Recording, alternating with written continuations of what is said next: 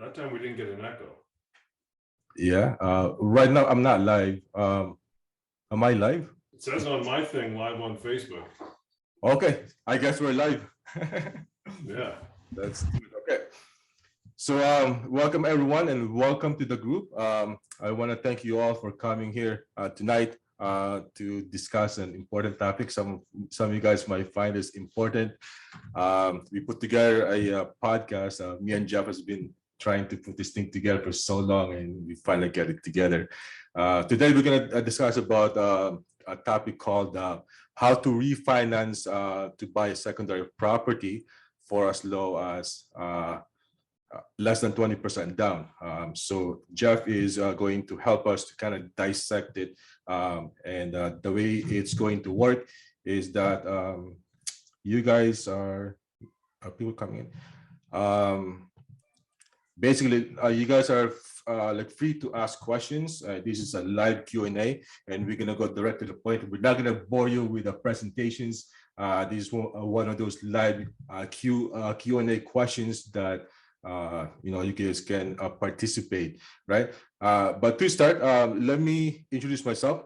To those of you that don't know me, my name is Alex Macale. I am a realtor here based in Toronto, Ontario, servicing the geographical areas of Toronto GTA, York, Durham, and Peel region. I specialize single family home in investment properties, whether it's residential or a commercial. And I was fortunate enough that I was blessed to help many of you Filipino community there here in Toronto transition into home ownership. That's about my introduction. So I'm gonna bring my co-host here, Jeff. I think I'm gonna give you the co-host. 1 second, Jeff. Giving me that title? Yeah. So all right, perfect. So Jeff, if you could tell us a little bit about yourself, who's what is it that you do, and I'm also big on personality, right? If you could tell me, tell us, like who's Jeff is. Let's say when we're like growing up back in high school, who Jeff is? Jeff like really the guy that, a number guy that turned out into a mortgage broker, or is I was, to be honest, I was always I was a number guy. That was my strength in school. It wasn't really, writing essays and things like that. It was basically crunching numbers. And my mom, was an accountant. My brother's a chartered accountant. So I think it just was sort of in the blood. And I enjoy, that part of the business, right? Because it's sort of, when you're doing mortgages, you're dealing really in fact, right? The numbers are there. So there's no gimmick. There's no, you can save this much money, but really you're not saving this much money. It's there in writing. That's your, so I like that part of it, right? You kind of take out the gimmicky part of it. So, but anyways, I've been doing this since 2003.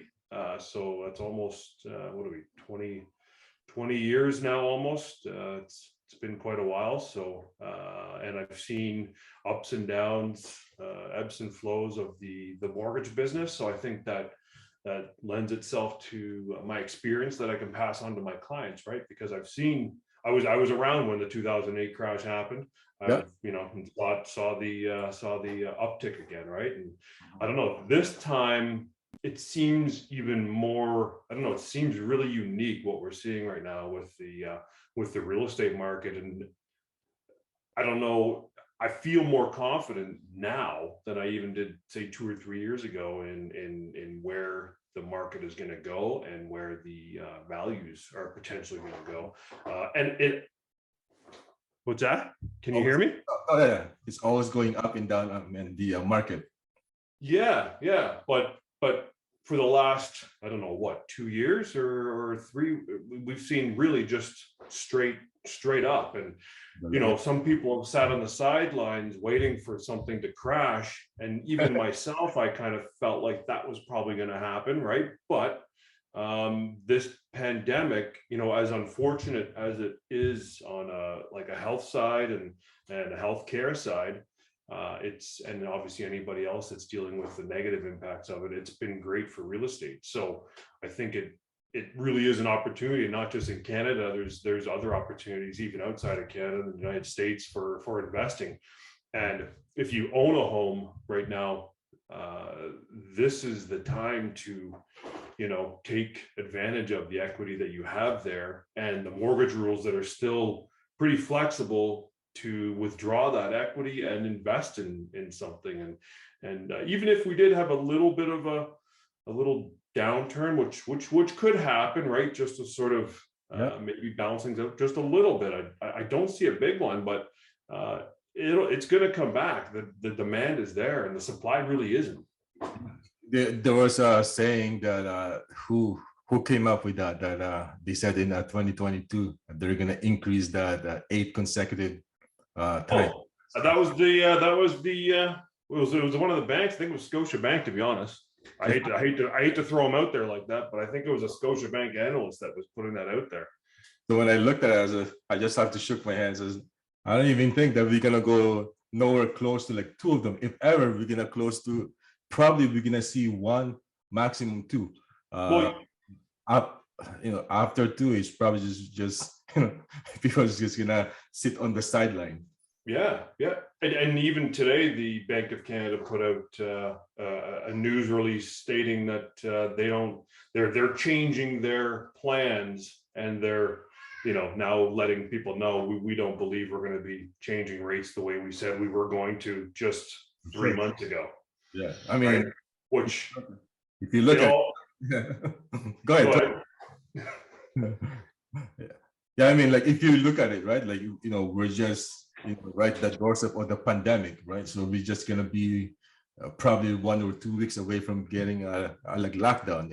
If the government is really paying attention, right? I think that they're to their best interest to like really shut down to like raise up the economy, knowing that they just spent a lot of money giving out all these incentives to people, right? To businesses. So it's pretty much okay. So let's get right into it. So here's the scenario, right? So I actually have some questionnaires that I'm going to ask you. People that most of the people that ask this type of question, right? So first question is that, supposed to say that if I was to purchase, or if I purchase a property back in 5 years ago, and I purchased it back in 500K at that time. This time around in 2022, the property is now worth let's say 1 million, right? So the question is, how do the regular Joe would take out their money from their property going into the second property with the intention of going into a secondary property? What did they have to do to refinance to take out their equity? And also, what would they have to do? What are their qualification in order for them to do that? Okay, so it's pretty similar to a purchase as far as qualifying goes, right? So you got to go through the credit check, the application process, right? What do you do for a living, and where do you work, and how long you've been there, and that type of thing, right? The refinance, you can go up to 80%, and that's under like good rate. Sorry? 80% loan to value, you said. 80% loan to value. So, okay, so let's say you bought that house, just for example, for 500,000, right? And you put down 5%. So with that insurance premium, right? Everyone pays the insurance premium. If you put down 5%, you probably end up with somewhere, maybe around 98, right? Let's say. So you're at 490. That's what your mortgage would be roughly, right? And then you may have paid some down. Let's say, just for argument's sake, 475 is your mortgage balance today. If your place has gone up to $1 million, you could potentially unlock or refinance up to 800,000. So you do $800,000 minus what you owe, which is 475. So there's potentially 325,000 available equity takeout to then use for any, investing purposes or purchasing, like you were saying, or like the topic is the second homes, right? So there's quite a bit of equity there. You may not need it all, so you don't have to take it all. Maybe, and some people may say, okay, well, maybe I need, 200,000. I'm going to use 50,000 to pay off some credit cards or a car loan, and then use the rest of the funds to purchase an investment property, right? And that investment property can be purchased anywhere, right? So your options are open as far as that goes. And one of the good things is with the with the way the market is we're not seeing a whole lot of appraisals, right, that are going low. So you do have to get an appraisal. In most cases, I would say like 90% of the time you need an appraisal. There are the odd time you may not need one, but most cases you're going to need an appraisal. And that appraisal right now, I mean, they're all coming in right on the value that people are estimating, right? So pretty much in a theory for those people that are watching or whoever watching, even if I'm live, that to basically refinance it. So you take whatever existing you have, yep. which you have, and then you have your equity side. On the equity side, you have about 80% of that is what they would allow you to basically give it to you as in a form of either you want to take it 100% or you want to take it in HELOC, whichever forms you want. You can do either a combination of a regular mortgage with either the variable or the fixed rate, or you can do a combination of variable, fixed rate, and a line of credit. So something like that, right? You can do, there's actually quite a few different variations you can do. So that's where you sort of, the mortgage broker would be helping you plan what is the best option for you. Should you take out a regular straight mortgage, or should you go with something that's a mortgage and line of credit? Sometimes that depends on, the rate, right? Lines of credits are generally a little bit higher, but they're interest only. So the payments are lower. Correct. And they're open, right? So let's say you wanted to take the equity out today, but you weren't sure if you were ready to buy something, or you don't find something for say 6 months. The advantage of the line of credit portion of that mortgage is that you're not paying anything on it. It starts at zero balance, right? So you only pay on what you use. Right, yes. So if you have a $200,000 line of credit and you haven't used any of it to buy anything yet, then you don't pay anything on that. So it's just sitting there open for when you do decide you want to buy something. So it's kind of nice that way. Even people that aren't buying investment properties are getting lines of credit, right, just to have sit there in case they ever need it for weathering a pandemic financially, or maybe 5 years, 10 years down the road if they want to do something. So right, yeah, that's a good point. You actually just answered my second question, that what are the qualifications, right? So I guess in terms of qualification for a client or a buyer that owns a property, I guess they would still have to go through the same process as they did when they came in for the first time. Like, for example, they have to go through the income, right? Maybe just walk us through a little bit of that. So actually, the refinance process is a little easier. It's a little easier than the purchasing, right? Especially if you're buying with less than 20% down. So when you buy with less than 20% down, you're maximized at your amortization to 25 years.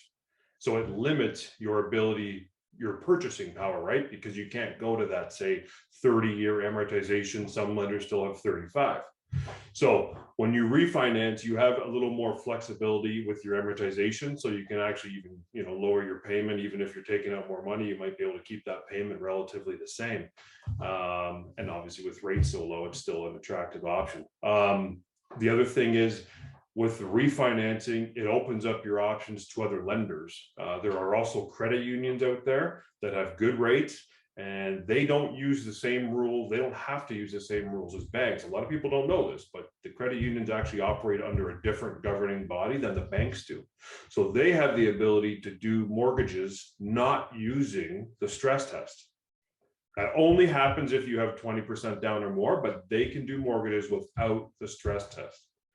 So that's a big difference. It's actually making up a big portion of mortgages right now. Some of these credit unions are getting a big chunk of them because of the qualifying limitations with the banks and the stress test, right? So I don't know if we want to get a stress test yet, but I guess that's one of the advantages of people going into a different lender. Aside from the 5 big banks, that they have a different type of what they could give you, right? For example, just what you just said, if you don't have to go through the stresses, it plays a big factor of what you can afford, right? Going into these buying properties, right? So which is a really good point. Okay, so here we go. So walk us through. So how does this thing less than 20? Because just for people that are watching us, right? We all taught it and trained that your secondary property is always going to be at a 20% down payment, right? And we're saying that there are ways for you to actually purchase a secondary property without you having to put on that 20% down, right? So just for everybody, okay, that are watching us live, okay, we are not tax experts, okay, we're not accountant, right? So we are basically I'm a realtor and he is a mortgage broker, and what we do is we basically give you like what we know based on our experience. So there's a ways, maybe Jeff, you could talk about this. How for an individual to go into a secondary property, be it investment property or your a secondary primary home, right? Give us what the difference is, and yeah, it's for everybody to understand.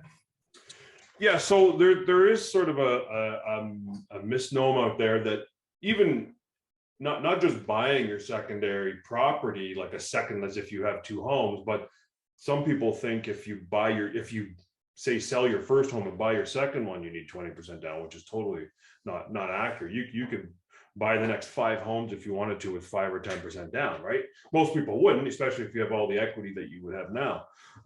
But so let's say just specifically with the whole secondary home product. So this product is really designed for you to purchase a home, let's say for a family member, right? For your son or daughter that's going away to university, for example. Maybe it's in Guelph or Waterloo, one of these great towns. That would be an awesome place to buy an investment property. You can buy these with as little as 5% down, right? That is so here's what I want to come in this, and maybe you could help me out with this. If your intention is to buy your secondary property as part of your investment portfolio or your property, then you probably are going to need to go to a 20% down. Am I correct? Technically speaking, if you're purchasing a house with the intention of renting it on day one, and that's what your application states, that you're renting it, then you would need 20% down. There are many situations. I have many clients that have bought secondary homes for their child or their elderly parents, and then maybe the parents pass on or move to a retirement community, or the kids don't need the house anymore, and then they turn it into a rental, right? And I mean, there's nothing to say you can't do that down the road, but technically speaking, this product is for the secondary home product is supposed to be for you purchasing for, say, a family member or something like that. So or a cottage or investment, or recreational property. So here's what my creative mind is doing now, right? So can the government really find out, or the lender really find out if you really are using this property when you declare it as let's say your secondary home, right? or can they find out if you actually doing it as for investment, making money from this property? Well, nobody's, Really, or that? I've never heard of anybody from a lender knocking on a door to see who's living there per se. Correct. But when you close that mortgage, you will be stating a declaration that it's owner occupied or secondary home, right? So there is, there's I don't want to say a gray area, but I know what you're saying, and the product is obviously used, for a variation of different avenues for purchasing a second home, right? But like I said, even if you bought that house for your child or your parent, or for your own secondary home, for if you want a second home somewhere, there's nothing to say. I mean, you can change your mind down the road if that's what happens, right? So that's what I want to emphasize to people that are watching us, right? That we're not saying that you should go and you should buy a property, a secondary property for 5% down, right? Again, it will boil down to what is your intention is when you're purchasing this property. If you know that this property is going to be for investment purposes, there are probably the likelihood of you when you file your taxes that it might come up, right? So it might not come up now, or it might come up down the road, right? So but in theory, you could really purchase a secondary property for less than 20% down, right? And this is just like what Jeff said, right? It's just basically what is your when you're doing is your intention, right? Because what legal to Jeff might not be legal to me. What might not legal to me might not be legal to a CRA or the lenders, right? So yeah, so I just want to be clear, right? But in theory, based on what Jeff said, is you could technically purchase a secondary property for as little as 5%, 5 to 10%, depending on what your profile, of course, right? Your credit score, your applications, right? Okay, so so it says, do you have a restrictions? Yeah, so far there is can you purchase like more than one or two, or how many secondary home can you purchase using a secondary using the less than 20% down? You would only really be able to purchase one, right?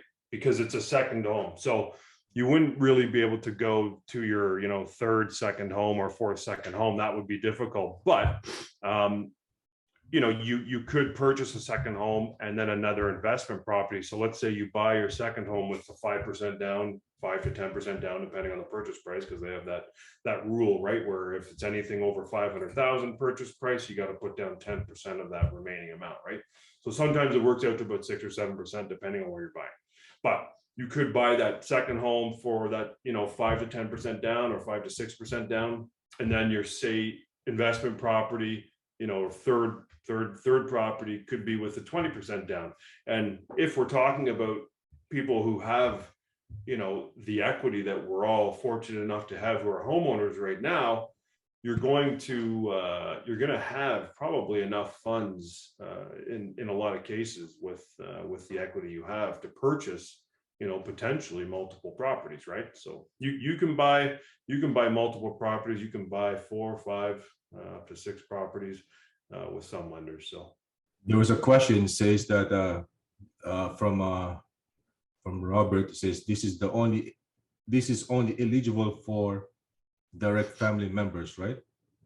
The secondary home, yeah, the secondary home is eligible. Yeah, you can't technically, the lenders are not going to allow you to buy a second home for a buddy, right? Like they would not agree or approve that. But for an immediate or family member like your parents or your an aunt, an uncle, or your children, that type of thing would be a reasonable second home.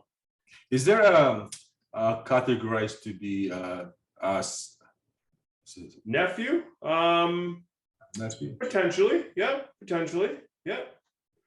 Yeah, that could potentially work. So when you get outside of your immediate family, like your parents and your kids, it may be a case by case, right? But we have, we're always willing to definitely look at any scenario and try to help you out. So if you would be possible, yeah. Is there a difference between a cottage home as supposed to be a secondary, let's say a single family? The way I kind of look at it was, if let's say, for example, if I own a property which is a detached home, right, and I declare that this is going to be my I'm going to be a secondary home, which is and I'm gonna buy something less than what I have. Won't the lender like really take a look at it? Like, are you sure this is really you're gonna occupy this property knowing that you're living in a $1 million house? Yeah. And buy yourself a $300,000 condo. Yeah, lenders are not stupid, right? I mean, they've seen everything, right? They literally have seen every trick in the book. So if that's the case, and that's really the case, and you're moving into, let's say, a condo, there would probably have to be a pretty good reason. That could be maybe you're downsizing, maybe your kids have left to university, you want to downsize, but you have this amazing potential lease that you could have, or investment opportunity on the current house that you're in, the big house. Maybe you can rent it to a family for $5,000 or $6,000, right, a month, which isn't that far off on $1 million+ house right now. So, those are scenarios that we can look at for sure. Awesome. Okay. But so you got cut off. Yeah, I mean, you brought up a good point. The lenders do look at those things, right? What is this next property you're buying? And if it's, doesn't make sense. If you're 20 years old and you're saying that you're moving out, or you're downsizing because your kids have gone to school, that's probably not the case. Right. Yeah. Because I was looking at that too. So everybody might be saying that yes, I'm going to start buying this bunch of condominiums. Sure. Yeah. But I mean, a condominium is a legitimate second home purchase, right? There's definitely some legitimacy to buying a condo as a second home, right, for your child or your parent or family member. Okay. So yeah, so that answered that. So yeah, 20% down, yes. Less than 20% down, you could buy that a secondary home. Another question is that which one is better when you refinancing? Should you go for the whole 100% refi, or would you rather take a HELOC? I have my own reservation when it comes to this, but I just want to see where where you are, where are you at with this?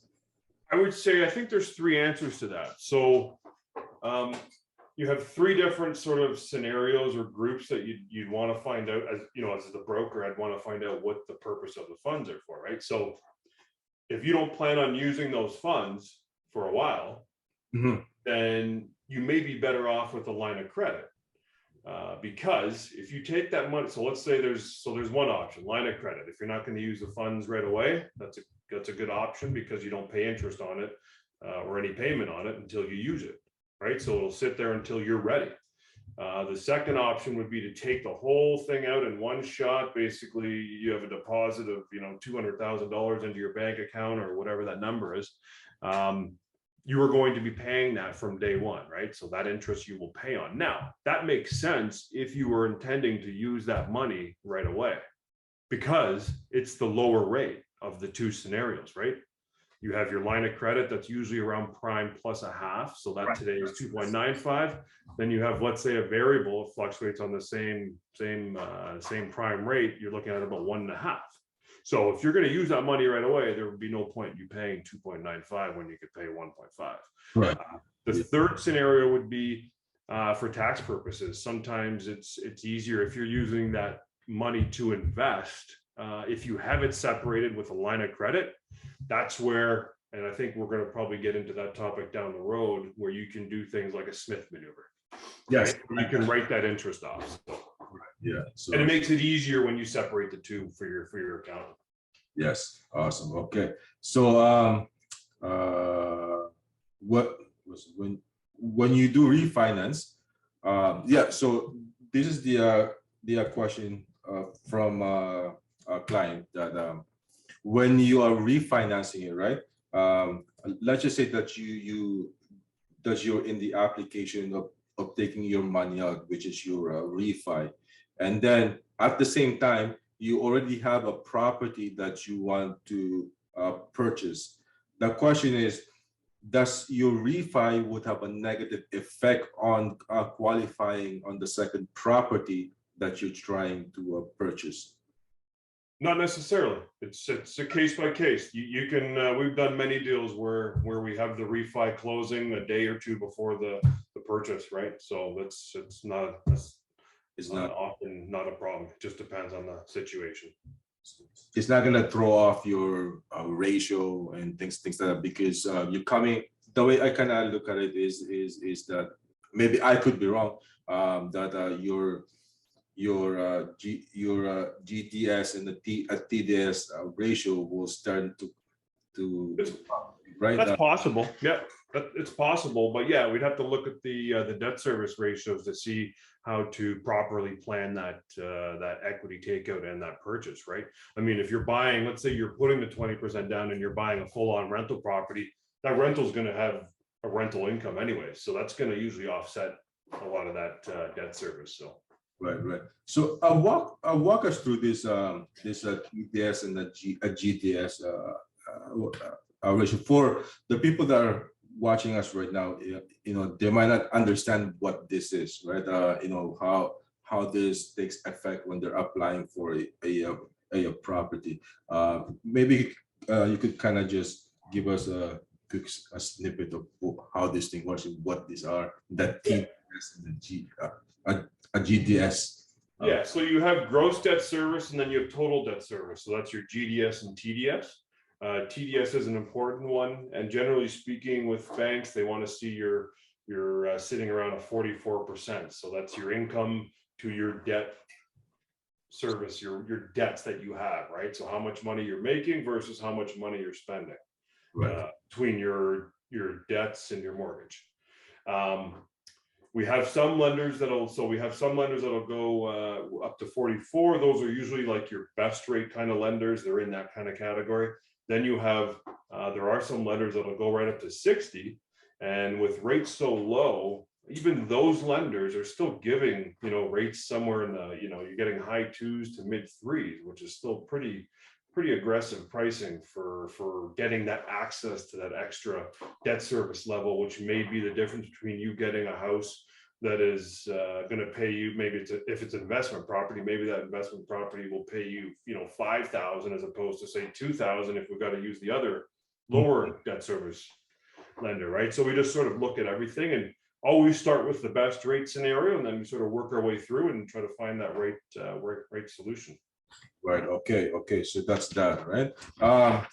Now, do you believe on paying off your mortgage completely off? And you know, different people have a different thinking when it comes to should I pay my entire mortgage off, like free and clear, or should I maybe have a mortgage and instead of paying it off, use that money to buy another? I can tell you that all of the people that I know, I'm like literally mean pretty much everyone except for, you know, 70-year-old or 80-year-old people that have just, you know, they're at that point, right? They don't want any more debts. They're on a, you know, a pension or whatever, right? But I'd say even just, you know, some of my friends who paid off their mortgages early, every one of them have taken out the maximum equity to now invest in other things, right? So if you're paying 2.5%, let's say, or 2% or 3%, whatever it is, in that range, there's so many options out there that you can access that are going to even, you know, that are going to pay you. Even safe investments are going to pay you 6%, right? So it doesn't make sense.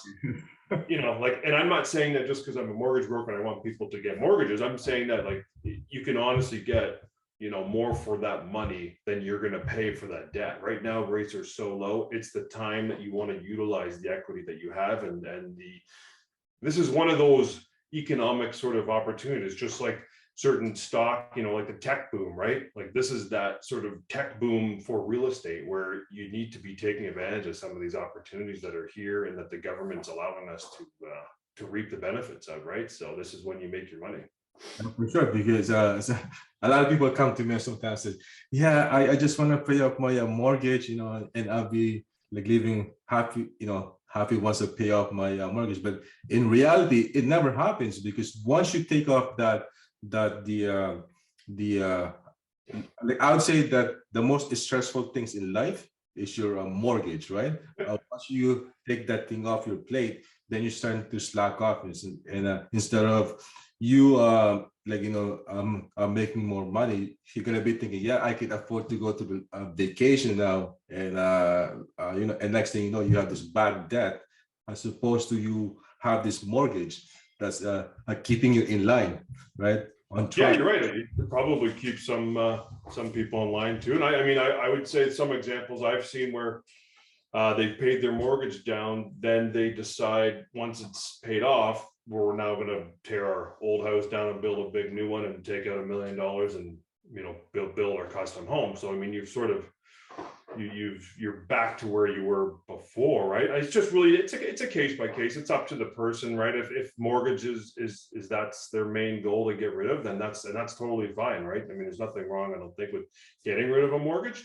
But I do think that there's opportunities out there and safe ones that you could potentially be unlocking for yourself and for your future that could potentially have you pay your mortgage off and then also a whole pile of extra money from that investment, right? Like, I mean, with real estate, for example, if your house was 500, it's worth $1 million now. It's a huge amount. It's just, I mean, money is cheap, right? Cash is king, always, right? Yeah. The more precision you are to actually, get into something, but there's probably, and a lot of people don't realize that getting into a secondary property is not really that hard. People thought that you have to be like superhuman, like for you to afford houses, right? Like we've seen kids that it's a 25-year-old kid that have a whole bunch of them, right? And the only difference that what they have from us is that they're actually taking that risk, right? That's great. Put that like risk that like other people don't want to put, right? So I think sometimes too, maybe it's yeah, you're right. Like it's the risk and the fear, right? But maybe there's opportunities with friends or family members, right? If if you have a bunch of friends with family members that own homes and they have equity, maybe they're thinking the same thing, hey, we want to set up our retirement. We don't want to work till we're 60 or 65. Let's, do something with our equity. Let's get together, the four of us or whatever it is, however many you are. And at least you're dispersing, you're spreading that risk out amongst, more people. And that way you're able to sort of take on less risk, right? And you're still able to reap those benefits down the road. Like if what's happening now in real estate continues, myself included, we're going to be kicking ourselves in the butt for not taking advantage more of what's going on, right? And I just even if we get a bit of a downturn in a year or so, once hopefully this pandemic is finished, it's going to come back up, right? There's still so much demand for what supply we have, and I think there's lots of opportunities still. So. Yeah. So one more. So one last piece. Do you have anything for people that are looking to refinance right now? What's the sort of what's happening in the mortgage like side right now when it comes to refinance? Is it a good time for you to refi? What's the interest rate right now? What can they get out there when they're shopping around for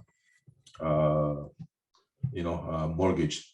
Yeah, there's lots of options. The bigger lenders are the better ones usually with refinances right now. They have the better rates, and you can, like we talked about, you can get up to 80%, and the rates are still pretty good, right? You're getting right now the fixed rates, they're, if you can call them that, they're up a little bit. They're in sort of the higher hired mid to high twos for refinancing. Whereas the variable is in that sort of 1.5 type of range, right? Now, what we're hearing is we're potentially going to see rates, potentially come back down a bit, right? So one thing to consider is the variable. I wouldn't be afraid of variable right now. And if you're refinancing your mortgage, you can also do different parts, right? So you can have what's called, let's say, a step mortgage, right? So you can have 3 different parts or 4 different parts of your mortgage. You can have a variable for, let's say, if we're taking $1 million, you could have of that 800 that you have access to, you could have 4 different parts: 200 as a variable, 200 as a fixed, 200 as a line of credit, maybe the other 200 on a 3-year term or something. So you can spread that out and diversify sort of your risk appetite, right? Depending on what you're feeling is on rates. Because at the end of the day, you have to put your head down on your pillow and sleep at night and feel good about your rate, right? But what I'm saying right now is I'm liking the variable rate for the potential to see rates come down again, and at that point maybe lock into a lower fixed rate than we have today. That's absolutely right. Because a lot of people thought that they're so afraid of getting into the variable. I'll think that, oh yes, it's gonna go up, it's gonna go up. The last time that when I went to fixed, I know. regretted it. And because it's all about fear, right? I mean, when the rate goes up, it doesn't go up from 1% to all the way up to 3, right? There's a process, there's a gradual process that needs to go through. I mean, not even like when they're starting to come up. Right, so there are many options, right? And there was this one occasion too where someone asked me a question like, should I break my mortgage, right? My fixed rate to get into a variable, and in some cases you might, it's much more wiser to actually break your fixed rate and go down to a lower variable. Right. I would say if you're in the mid to high 2s or anywhere in the 3s or anywhere, 4s, 5s, whatever you're in, anything over, I would say mid 2s, you could safely consider just switching just for the lower variable rate at this point, right? Even paying the penalty, right? And there are penalties. That's probably one thing that I didn't mention when I was talking about the refinances, is that when you break your mortgage, you could potentially be paying a penalty. It depends on the situation, but in most cases, especially right now, if you take the variable, that penalty is going to be paid for in a pretty short period of time. So maybe if the penalty is $5,000 or $6,000 or $8,000, you're probably saving, you could be saving twice that over the course of the term, right? And you don't pay that money out of your pocket. That money, all the costs to do with your refinance come off of the refinance. So let's say if the penalty is $5,000, that's going to come off of, let's say, the 200 that you take out. So you'd end up with 195, right? So you don't have to pull money out of your pocket necessarily to do the refinance. So it's all incorporated into the equity takeout. Yeah. So for people that are watching us right now, what he just said about the penalty is that whenever you're in the fixed rate, there's a thing called IRD, interest rate differential, where when you break your mortgage, you're kind of like on the hook, like for whatever the remaining is, or the greater of, is it 3 months or 6 months? Is it 3 months? 3 months, right? So whichever is a greater, that's what you are on the hook for, right? So whereas in the variable, you only have to pay your 3 months, which you are open, right? So, and there's another thing too, that there's maybe you can kind of just walk through this with us. There's an open variable, and there's a closed. Which one is it? Is it the open or a variable close, a variable open? Most, I would say 99% of the variable mortgages that you're going to do are going to be closed. So there are variable open mortgages, but the rates are higher. You're going to pay even more than a line of credit. They're usually prime plus 0.8, for example. So today you're paying over 3% for that, right? So that may make sense in some situations. Let's say if you are a house flipper or something and you want to be able to, have that flexibility within 6 months to a year, that might be a good option to take that variable open. But most people take a variable closed mortgage, and that still gives you the options of locking into a fixed rate at any time, and it gives you the cheaper penalty of 3 months interest. So that's another bonus. You're right, Alex, like you said there, of the variable, the penalty is 3 months interest. So it's a very flexible product, and that's on the close. So yeah. All right, so that's what I have for you for today. If there's anybody out there that are watching us, I have a technical difficulties. I should have known this when I go live. He won't let me to go live. I'm not sure if I'm still even live or. It says live on the screen. Yeah, and yeah, it says live on Facebook. All right. So if there's anybody out there that wants to ask questions, this is the time. And from time to time, so this is what we're going to be doing starting from now on. Now that Jeff has a mic. Just got his mic today. I've been asking him to get a mic and let's go online. I'm ready to go now. I finally took the plunge. I got the same one as Alex, so I just don't have the black fuzzy thing on the end of it. Awesome. Okay, so we're gonna end our session now since there's no other questions, right? And I'm going to still post this on the Facebook for you guys, for other people to watch after, for those ones that have missed this session. And for next one, let's talk about what we're gonna be doing next on our next topic. Shall we tackle it in the Smith maneuver? Yeah, let's do the Smith maneuver next time, right? So for just for the teaser for everybody that are watching us, our next session will be a little bit interesting, because we're going to talk about how you can pay off your mortgage the fastest way. And for first-time home, for people that own a primary home, this might be something for you. There's a way for you to pay off your mortgage using the Smith maneuver, and we can go and dive more into that on our next topic.